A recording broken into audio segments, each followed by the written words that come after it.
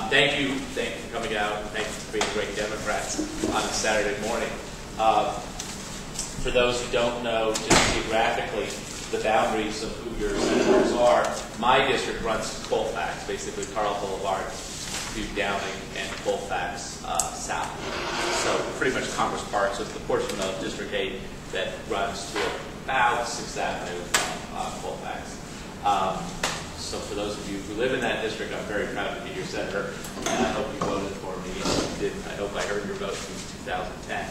I was a freshman, so my perspective on the session was from a freshman, and the highlights of it were that they actually did literally tie me to my chair one day in ag, which was somewhat interesting for the deaf person in ag. I have a little bit of ADD that I didn't grow out of as a child.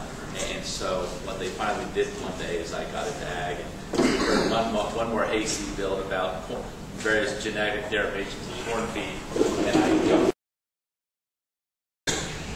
But I think it's very important as we go through this debate on immigration, guest worker program, as well as the demographic changes, that we need to figure out and make sure and hold schools accountable that they actually help students acquire English. And it was a very tough debate, and it really is a little bit of a snapshot for some of the debate that we're going to have on school reform, because I think there is a little bit of, hey, we're underfunded, we're under attack, we've been CSAP to death, and we just can't do any better. Give us more money and we'll do better. I am not in that camp, and I reject that camp. I am very supportive of public education. I'm the founder of the I Have a Dream program, which serves a lot of kids in this neighborhood. But I also know that the status quo in schools is really failing a lot of children. I also know that there are lots and lots of districts that take in kids in 9th grade, 10th grade, 11th grade, and 12th grade who on a 1 to 5 are 1 in the English language skills. I know that they take $6,000 to $7,000 for those children. And I also know that some of those children get warehoused in the back of certain classrooms and do not acquire English by the time they get a diploma. I've seen them. I ran a charter school that taught people English. And so I'll be damned if I'm going to let Democrats allow us to take that kind of revenue and not let those kids do it. Because the bottom line truth is, you can put a student in a 1-year immersion program and you can make them competent and proficient in English. It's not cheap. It means you have to rearrange the dollars. It means you have to take them out of the social study class. It means you have to take them out of certain mathematics classes. And you have to commit that the first and foremost thing for those students who've not acquired English is they have to acquire English first. That's what we did at the New America School, which I ran for a year. That was a misunderstood bill, and it's probably one of those issues as a freshman. I didn't understand the institutional forces against me, because a lot of people view that as this thing that grows very smiling. And that's okay. I learned some lessons. So I'm going to be more user-friendly on this, and I'm going to help build that coalition.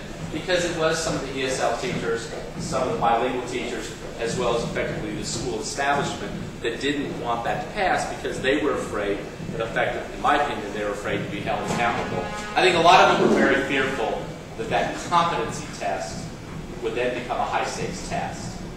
A lot of them were very afraid of this issue in public education of basically having an exit exam out of high school. Because as you know right now in high school, what we do is we give children a diploma that says you sat in a seat, you sat in certain classrooms, and you accomplished at least a passing grade in certain subjects, therefore you have a diploma.